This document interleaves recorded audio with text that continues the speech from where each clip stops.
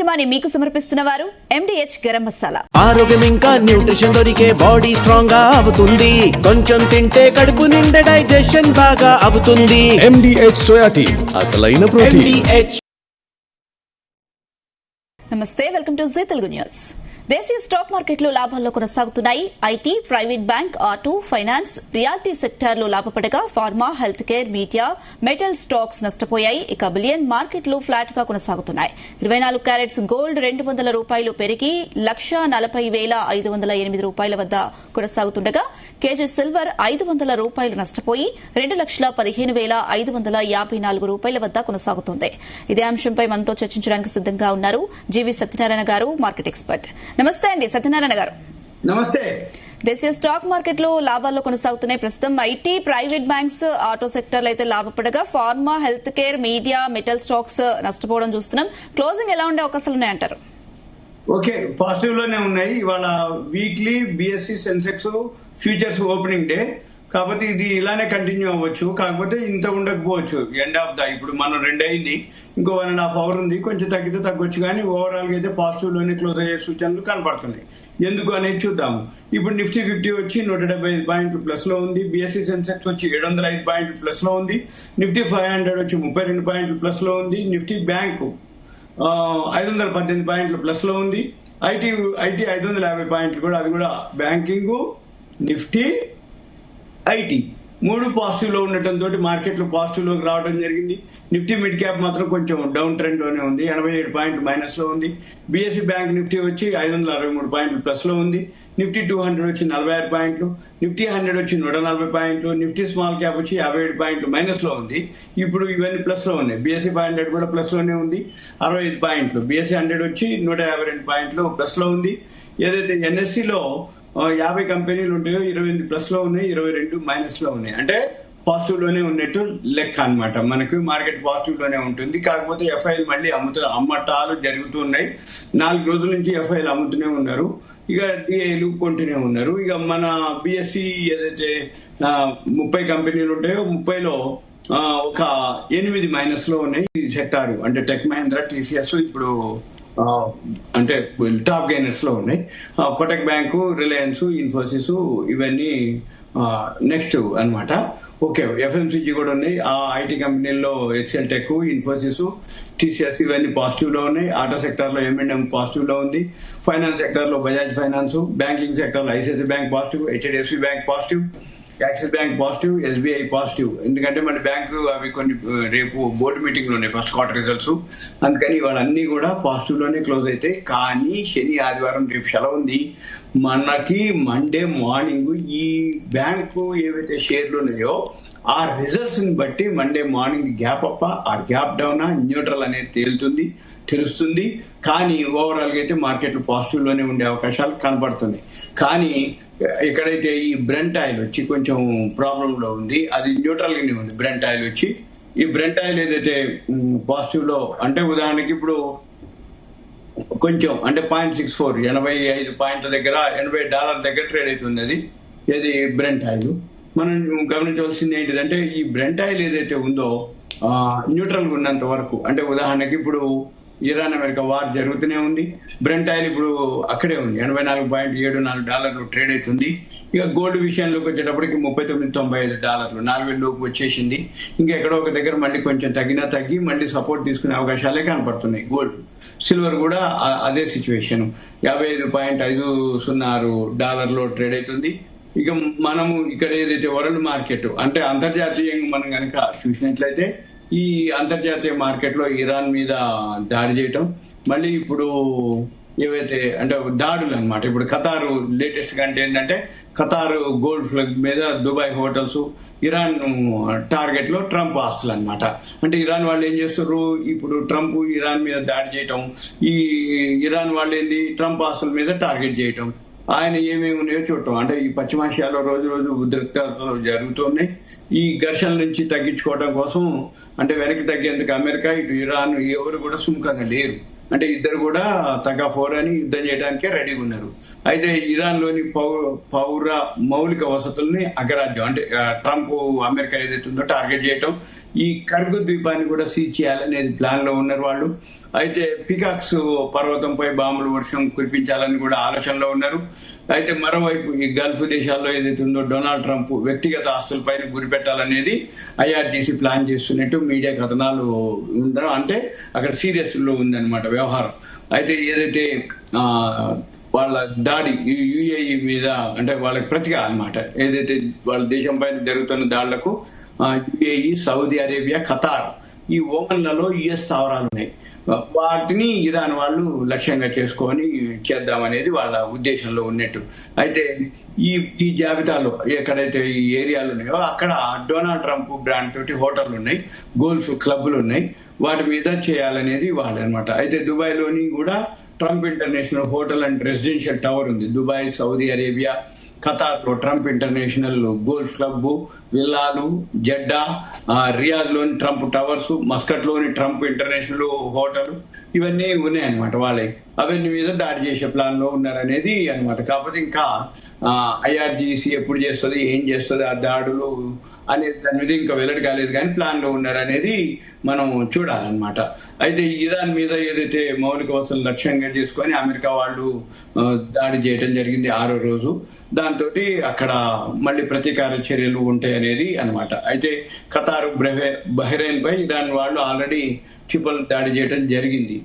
ఇకపోతే అంటే ఇది లేటెస్ట్ అన్నమాట. అయితే మళ్ళీ అంతకుముందు అంటే పొద్దున వచ్చిన న్యూస్ ఏంటంటే అమెరికా దాడి చేయడం జరిగింది. దాంట్లో చాబహార్ టవర్ కూలిపోవడం జరిగింది. అక్కడ వాళ్ళు పలు నగరాల్లో ఏదైతే ట్రంప్ వాళ్ళ యొక్క దాడులు చేయడంతో అక్కడ చాలా వరకు మార్గాలు మూసుకుపోవటం, ఈ దీవులు నగరాల పైన అంటే ఇరాన్ వాళ్ళకి సంబంధించిన ఏదైతే దీవులు ఉన్నాయో వాటి మీద బాంబుల వర్షం కురిపించడం అమెరికా వాళ్ళు.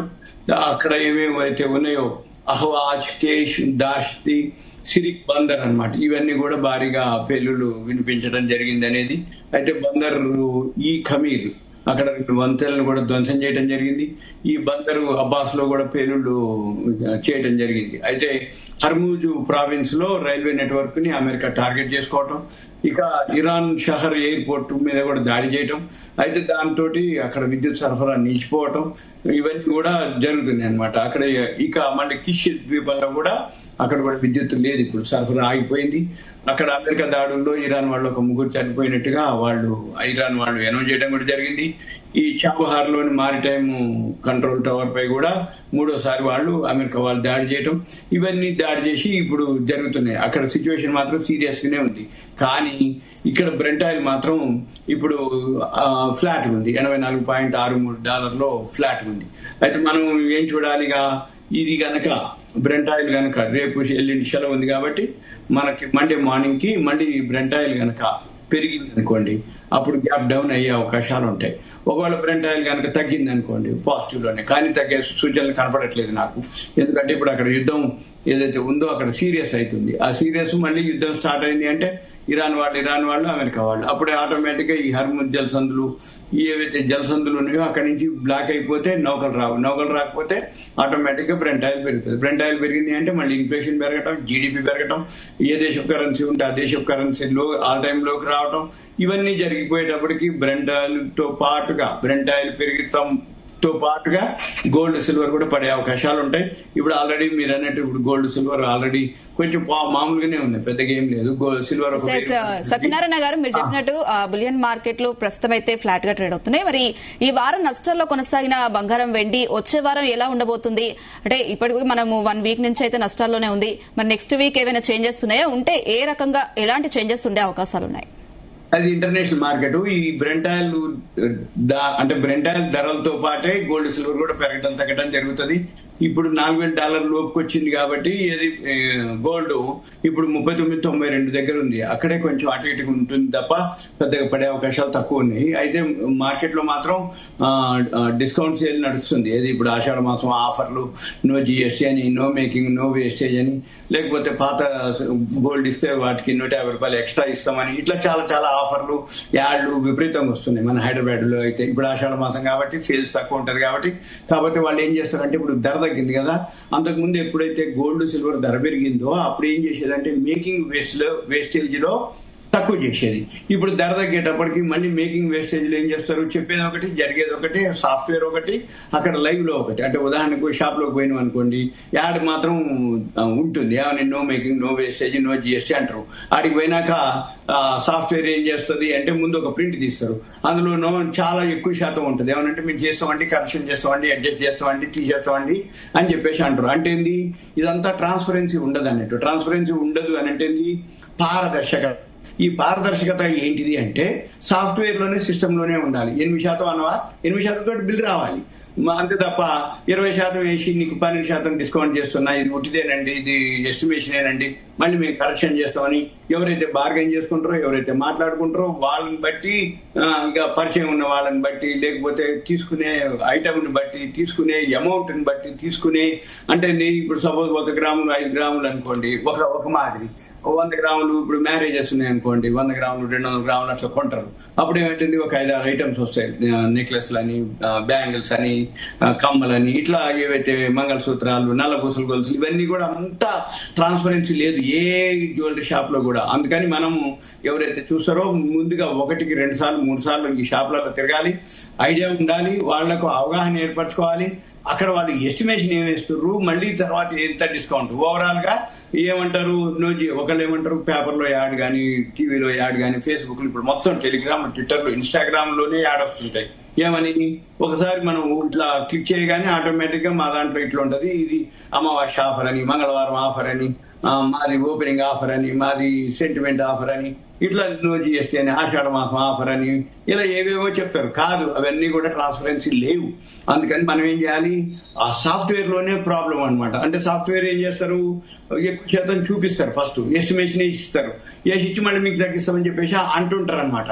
అట్లా ఉండకూడదు, అట్లాంటివన్నీ మనం నమ్మకూడదు. ఏదైనా ఉంటే బార్గెన్ చేసుకోవాలనే వాళ్ళు ఓకే, లేదు అనుకుంటే 4 షాపులు తిరగాల్సిందే. తిరిగి మాక్సిమం మనకి ఒక వస్తువు మీద కొన్ని ఏం చేస్తారంటే డైమండ్స్ ఉన్నాయి, కొంతమంది ఏం చేస్తారంటే ఈ మేకింగ్ వేస్టేజ్ దగ్గర ఎక్కువ వేసి డైమండ్స్ తక్కువ వేసిన అంటారు. ఏమన్నా అంటే మేము డైమండ్స్ చాలా తక్కువ వేసిన వండి మీరు బయటికి వండి అంటారు. ఇంకో షాప్ లో ఏం చేస్తారు, మేకింగ్ వేస్టేజ్ కాడో తక్కువ వేసి డైమండ్స్ లో అడ్జస్ట్ చేస్తారు. అంటే ఓవరాల్ గా నిన్ను ఎట్లయినా సరే వాళ్ళు ట్యాప్ చేసేది ఖాయం. ఎందుకోసం అంటే మీకు దాని మీద మనకు అవగాహన ఉండదు, ఎవరికైనా పెద్దగా అవగాహన ఉండదు. గోల్డ్ కానీ, జ్యువెలరీ కానీ, ఏదైతే డైమండ్స్ కానీ కొనుక్కునే వాళ్ళకి షాపులు తిరుగుతున్నారు, 4-5 షాపులు 10 షాపులు తిరిగితే అప్పుడు కానీ వీళ్ళకి అంత ఓపిక ఉండదు. మోడల్స్ గీడల్స్ నచ్చింది కదా కొనుక్కోవటం, ఇంకా నచ్చింది కదా కొంచెం ఎక్కువైనా కొనుక్కుందామని అట్లా అనుకుంటారు. వాళ్ళు ఏంటి, మన సెంటిమెంట్ అంటే ఏంది, 1 గంట 2 గంటలు చూసి మోడల్స్ నచ్చి ఇలా ఏంటిది నచ్చిందండి, ఇక మళ్ళీ అంటే ఇంకో షాప్ లో ఆ మోడల్స్ ఉండవండి, మా దగ్గరే ఉంటాయండి, మీకు అదండి ఇదండి అని చెప్పేసి చెప్తారు. అందుకని ఈ విషయంలో మాత్రం చాలా జాగ్రత్తగా ఉండాలి. ఎందుకంటే ప్రతి షాప్ లో ఏదైతే హైదరాబాద్ లో ఎంత కాంపిటీషన్ ఉందో, కనీసం 2800 జ్యువెలరీ షాప్స్ ఉన్నాయి, ఇంకా రోజు కొత్త ఓపెన్ అవుతున్నాయి. ఎక్కడ కూడా ట్రాన్స్పరెన్సీ కనపడలేదు నాకైతే. ఎందుకు కనపడలేదు ట్రాన్స్పరెన్సీ అని అంటే, ఎవరికి వాళ్ళు ఏదో యాడ్ ఇవ్వటం, ఆడిపోయినాక ఒక మాదిరి ఉంటుంది, యాడ్లో ఒక మాదిరి ఉంటుంది. కాబట్టి 1-2 షాపులు తిరిగి ఎవరైతే చేసుకోగలుగుతారో వాళ్ళు చూసుకొని కొనుక్కునే వాళ్ళకి అనమాట. ఇవన్నీ లేదు, ఇవన్నీ ఎందుకు లేదనుకుంటా మేలకుండా 24 క్యారెట్స్ కొనుక్కొని పెట్టుకుంటే సేఫ్. ఎందుకంటే తగ్గినా పెరిగినా పెద్ద ఎఫెక్ట్ ఏం కాదు, తగ్గితే ఇంకొన్ని కొనుక్కోవటం. ఎప్పుడు యావరేజ్ అయింది, ఎప్పుడు అవసరం అనుకుంటే దాన్ని తీసుకెళ్లి ఇచ్చేయటం, 22 క్యారెట్స్ తీసుకోవటం. సింపుల్ అనమాట. 24 క్యారెట్స్ చేయటం, నో మేకింగ్ లో, నో వేస్టేజ్ లో, నో చేసి అంటే చేసి ఉంటుంది అనుకోండి. ఆ అడ్జస్ట్మెంట్ అంతా ఓన్లీ 24 క్యారెట్స్ ఇవ్వటం, 22 క్యారెట్స్ నచ్చింది తీసుకోవటం. అది ట్రాన్స్పరెన్సీ అది అనమాట. అంటే మనకు ఒక ఐడియా ఉంటే మాత్రం చేసుకోవచ్చు. సార్ సత్యనారాయణ గారు, ఒక న్యూస్ ఉందండి భారత రైల్వేకి సంబంధించి. భారత రైల్వే చరిత్రలో నూతన శకం ఆరంభమైంది. రైల్వే రంగంలో పర్యావరణ హిత విధానాలను ప్రవేశపెట్టే దిశగా కీలక ముందడుగు పడింది. దేశంలోనే తొలిసారిగా హైడ్రోజన్ తో నడిచే రైలు పట్టాలెక్కింది. హర్యానాలోని జింద్ రైల్వే స్టేషన్ లో ప్రధానమంత్రి నరేంద్ర మోదీ దీన్ని జెండా ఊపి ప్రారంభించారు. అలాగే అభివృద్దిలో భాగంగా 75 రైల్వే స్టేషన్లను వర్చువల్ గా ప్రారంభించారు. ఇక మౌలిక సదుపాయాల కల్పన, ఆధునిక సౌకర్యాలు, బహుళ రవాణా మార్గాల అనుసంధానానికి ప్రధాని మోదీ శ్రీకారం చుట్టారు. దీంతో రైల్వే స్టాక్స్ కి ఎలాంటి లాభం జరగబోతుంది, ఏ స్టాక్స్ కి బెనిఫిట్ పొందబోతున్నాయి? ఓకే, అన్నట్టు రాబోయే రోజుల్లో చాలా ఫ్యూచర్ ఉంటుంది. ఒకప్పటికి ఇప్పటికి లాస్ట్ ఇయర్ కి, బిఫోర్ లాస్ట్ ఇయర్ కి ఇప్పుడు మనం కనుక చూస్తే దీన్ని ABSS అంటారు. ABSS అంటే అమృత్ భారత్ స్టేషన్ పథకం. ఈ అమృత్ భారత్ స్టేషన్ పథకం కింద దేశవ్యాప్తంగా రైల్వే స్టేషన్లన్నీ మనం ఒక హైదరాబాద్ లో చూస్తే చిన్న రైల్వే స్టేషన్, ఇవాళ మీరు అన్నట్టు హైటెక్ సిటీలో, హైటెక్ సిటీ వర్చువల్ గా ఓపెన్ అవ్వటం, మళ్ళీ అమరావతిలో ఒక రైల్వే స్టేషన్ ఓపెన్ చేయటం, ఇప్పుడు మీరు చెప్పింది ఏదైతే రైల్వే స్టేషన్ ఉందో ఇవన్నీ కూడా ఓపెన్ అనమాట వర్చువల్ గా. అంటే ఏంది, ఇప్పుడు మనం ఎక్కడన్నా రైల్వే స్టేషన్ చూస్తే ఎయిర్పోర్ట్ల టైప్ లో అనమాట. ఇప్పుడు సికింద్రాబాద్ రైల్వే స్టేషన్ అయితే ఇక ఇంటర్నేషనల్ ఎయిర్పోర్ట్ టైప్ లో జరుగుతూ ఉంటాయి అనమాట. ఇలా మనమే కాదు, ఒక తెలంగాణ, హైదరాబాద్, ఆంధ్రప్రదేశే కాదు, వరల్డ్ అంటే ఇండియా మొత్తంలో ఇలా జరుగుతుంటాయి. రాబోయే రోజుల్లో ఎయిర్పోర్ట్ల మాదిరి రైల్వే స్టేషన్లు ఉంటాయి. రైల్వే స్టేషన్లు అన్ని కూడా ఆధునీకరణ, అంటే మామూలు చిన్నపాటి రైల్వే స్టేషన్స్ కూడా బాగా డెవలప్ చేయటం, ఇవన్నీ కూడా మౌలిక సదుపాయాల అభివృద్ధి జరుగుతుంది. అయితే ఈ పథకం ద్వారా అంటే మీరు అన్నట్టు ఏ షేర్లు బెనిఫిట్ పొందుతాయి, ఏ షేర్లకు యూజ్ అవుతుంది, మనం ఏ షేర్లు అబ్జర్వ్ చేయాలని చూడాలి. ఇదంతా ఒక ఇన్ఫర్మేషన్ మాత్రమే. అయితే ఇప్పుడు మనం చెప్పే లిస్ట్ కానీ, మనం చెప్పే కంపెనీలు కానీ, మనం చెప్పే షేర్లు కానీ ఇవన్నీ కూడా ఇమీడియట్ అనేది కాదు. Long term okay, short term okay. రాబోయే రోజుల్లో ఈ షేర్లు పెరుగుతాయి. ఎవరైతే ఇంట్రెస్ట్ ఉందో ఇవి కొనుక్కొని పెట్టుకొని ఉండగలిగితే, అంటే లాంగ్ టర్మ్ కి ఆటోమేటిక్ గా ఇవన్నీ బాగా పెరిగేటటువంటి షేర్లు. ఎప్పుడైనా కానీ, ఏ రోజైనా కానీ, ఏ స్కీమ్ అయినా కానీ ఒకసారి మొదలు పెడితే టైం తీసుకుంటుంది. అది 3 నెలలు, 6 నెలలు, సంవత్సరం, 2 ఏళ్ళు. అలానే ఇప్పుడు మోడీ గారు ఏదైతే ఆధునీకరణ ఉన్నాయో రైల్వే స్టేషన్, ఇప్పుడు కాదు, చాలా రోజుల నుంచి కూడా, ఏళ్ల నుంచి కూడా జరుగుతూ ఉన్నాయి. మీటర్ గేజ్, బ్రాడ్ గేజ్ చేయటం, మన ప్యాసింజర్ ట్రైన్ కాకుండా ట్రైన్లు ఏవైతే ఉన్నాయో సెపరేట్ గూడ్స్ కోసం సెపరేట్ లైన్ వేయటం. ఇప్పుడు చిన్నపాటి విలేజెస్ కి, అంటే ఉదాహరణకి సిమెంట్ ఫ్యాక్టరీలు కానీ, మన రైస్ మిల్ ఎక్కువ ఉండేది, అక్కడ డైరెక్ట్ లైన్లు వెళ్ళిపోతాయి. ఇప్పుడు జనాలు ఉండరు అక్కడ, కానీ రైల్వే బోగీలు ఉంటాయి. బోగీలు అన్ని వెళ్ళిపోతుంటాయి, అంటే వేరే వేరే స్టేట్లకి రైల్వే ట్రాక్లు వేయటం, అవన్నీ కూడా జరుగుతూ ఉన్నాయి అనమాట ఇప్పుడు.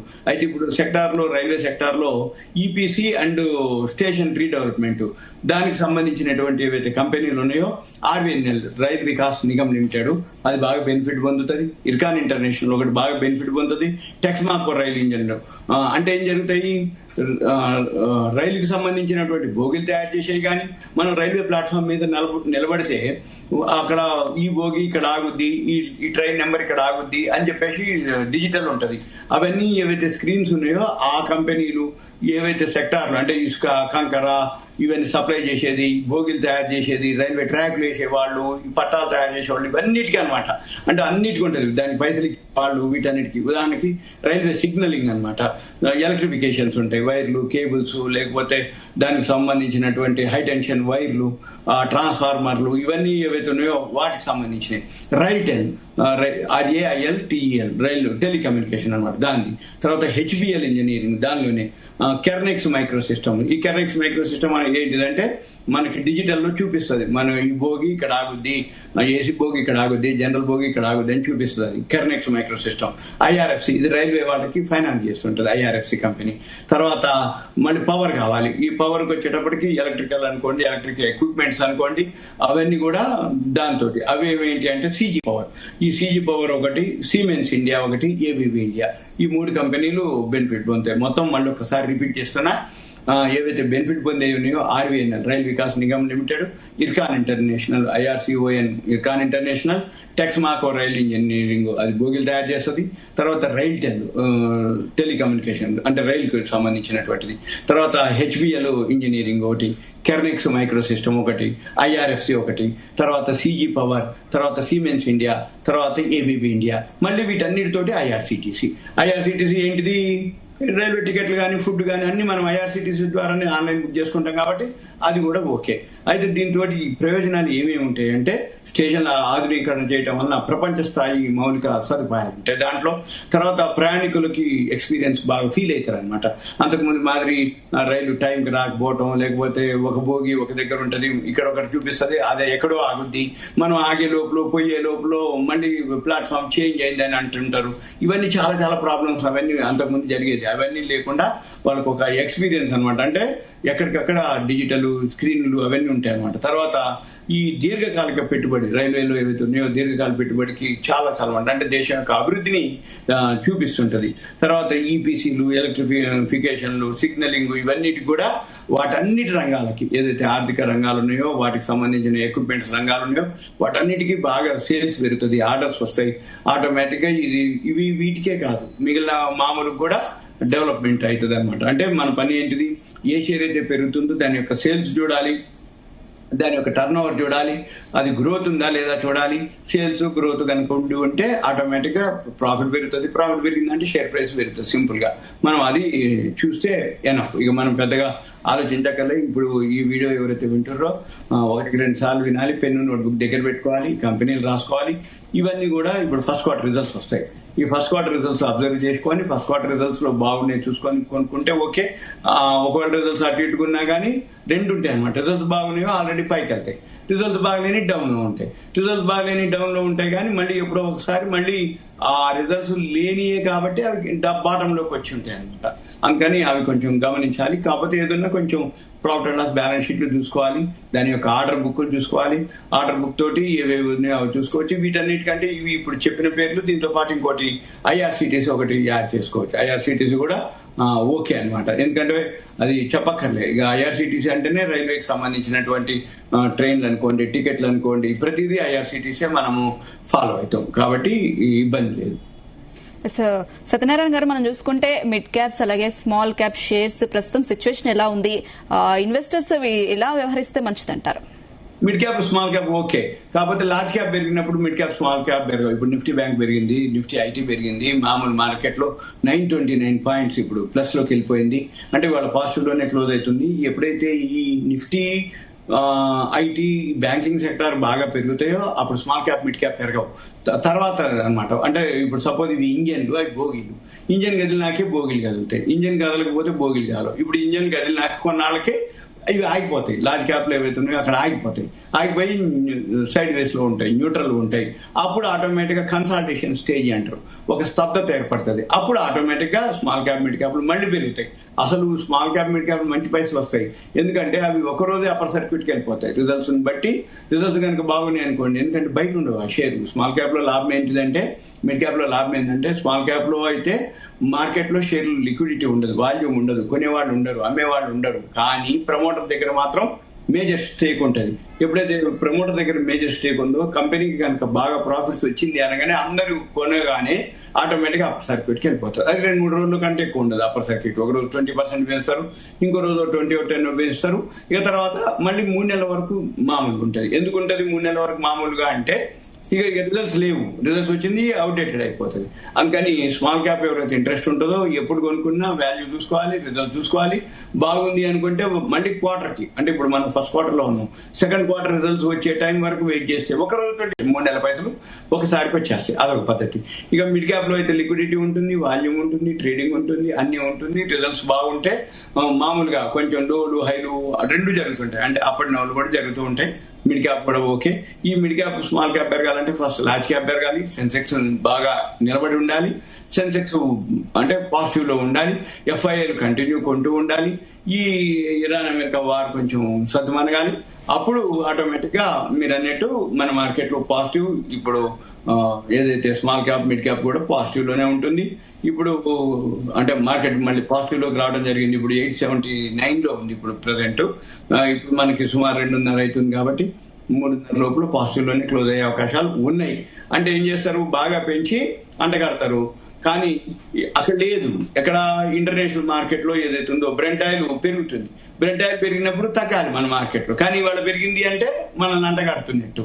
అందుకని ఎవరైతే బాగా పెరిగింది ప్రాఫిట్ ఉందంటే ప్రాఫిట్ బుక్ చేసుకోవడం ఉత్తమం. ఎందుకంటే సాటర్డే సండే సెలవు, మండే మార్నింగ్ ఏం జరుగుతుందో తెలియదు. మండే మార్నింగ్ కనుక బ్రెంట్ ఆయిల్ పెరిగింది అనుకోండి, మళ్ళీ ఇది ఇప్పుడు ఇవాళ బాగానే ఉంది ప్లస్ లో, మండే పెరగాలని ఏం లేదు. ఎందుకంటే రిజల్ట్స్ వస్తాయి రేపు వెళ్ళండి, రేపే అన్ని ఉన్నాయి. HDFC బ్యాంకులు, పెద్ద పెద్ద బ్యాంకులు అన్ని కూడా రేపే ఉన్నాయి రిజల్ట్స్. అవన్నీ మండేకి చూపిస్తాయి ఎఫెక్ట్. అంటే gap up or gap down. Results బాగున్నాయి అనుకోండి, ఇవాళ బాగా పెరిగింది కాబట్టి మండే మార్నింగ్ ప్రాఫిట్ బుకింగ్ కూడా జరగవచ్చు. ఏం చెప్తారు, రిజల్ట్స్ బాగున్నాయి కాబట్టి పెరిగిందని చెప్తారు. సపోజ్ రిజల్ట్స్ బాగలేదు అనుకోండి, న్యూట్రల్ ఉండో కాకపోతే డౌన్ ఉంది అనుకోండి, అప్పుడు కూడా పడేస్తారు. ఎందుకు పడేస్తారు అంటే రిజల్ట్స్ బాగలేవు కాబట్టి పడిపోయిందంట.